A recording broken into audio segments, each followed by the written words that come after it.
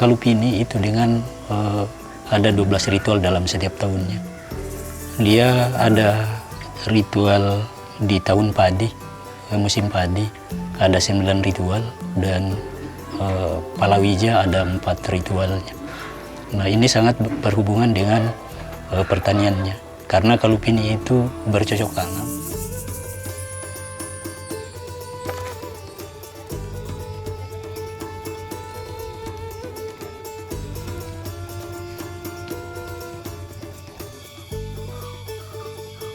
Karena Kalupini itu bercocok tanam, ya menanam padi, dan kalau di musim kemarau dia menanam palawija.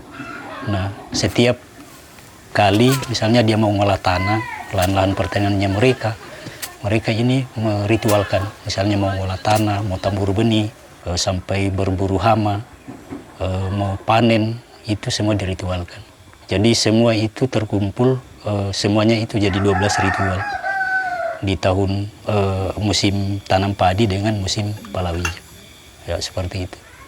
Memang di dalam ritual 12 ritual ini memang tidak bisa menggunakan bumbu-bumbuan seperti garam, bumbu-bumbu yang mengandung kimia.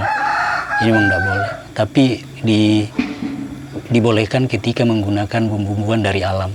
Ya, misalnya kita seperti uriang, ada juga papole. Nah, ini bisa dilakukan. Nah, karena kenapa? Karena tanaman-tanaman ini memang sangat mudah didapatkan dan tumbuh di mana-mana di kawasan Kalupini. Jadi untuk mendapatkannya itu ketersediaannya itu selalu ada. Dan ini boleh dijadikan bumbu di dalam setiap ritual. Ya, seperti itu. 12 ritual ini semuanya itu dilakukan di alam. Ya, ada yang dilakukan di hutan, ada yang dilakukan di dekat-dekat sumber mata air. Itu dilakukan tempat-tempat ritual itu seperti lokasi seperti itu. Nah, jadi urang-urangnya juga tumbuh liar di sana, di lokasi-lokasi itu. Untuk mendapatkannya itu sangat mudah, dan ketersediaan tidak mengenal bahwa itu musim kemarau, itu musim hujan, itu ketersediaannya itu selalu ada. Seperti itu.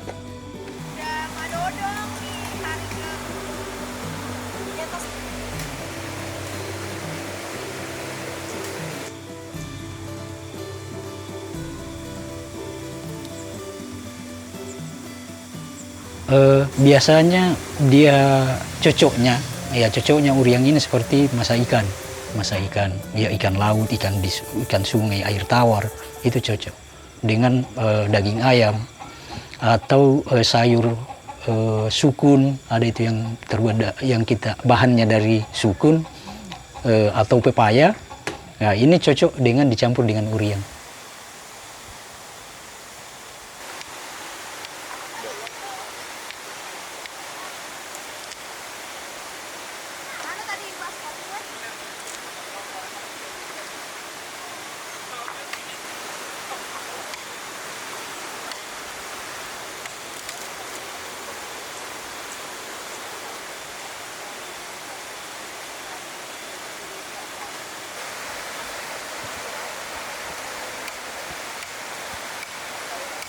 Dan uriang ini dia bentuknya seperti kalau dimasak itu jadi hancur. Dia melebur sama dengan daging.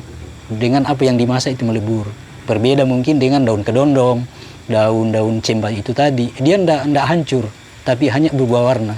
Kalau uriang ini tercampur dengan, ya bisa hancur. Dia bisa hancur.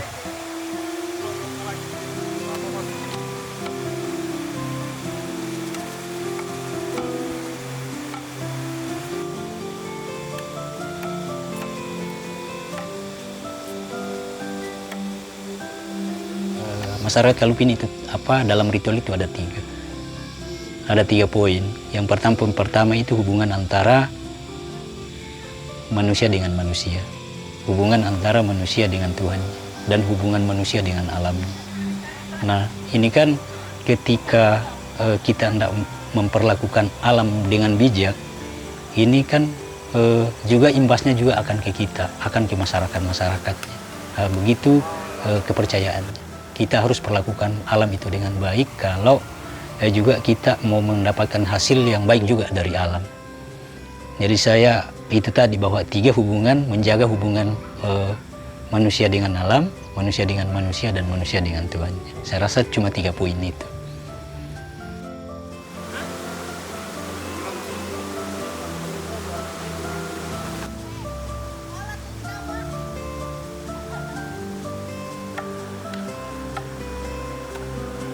Ini ritual ini juga ya itu sebagai kalender musimnya, kalender musim di Kalupini. Itu sesuai dengan peredaran perjalanan bintang. Ada salah satu lembaga pemangku adatnya yang memang khusus untuk itu, astronominya, namanya Pandetanda.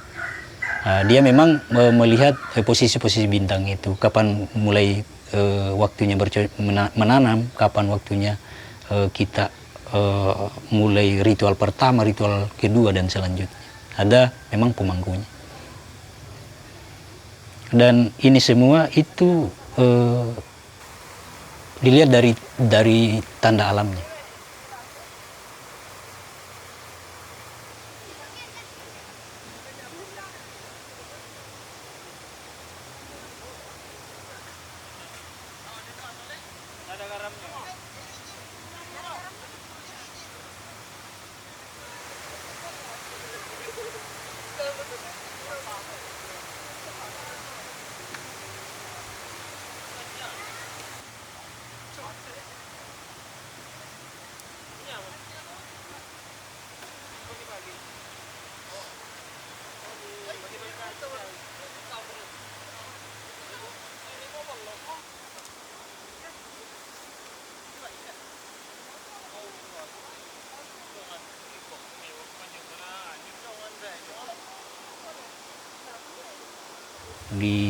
Mungkin di 4 tahun 5 tahun yang lalu memang ada perusahaan yang ingin mau kembangkan kebun sawitnya di Kalupini.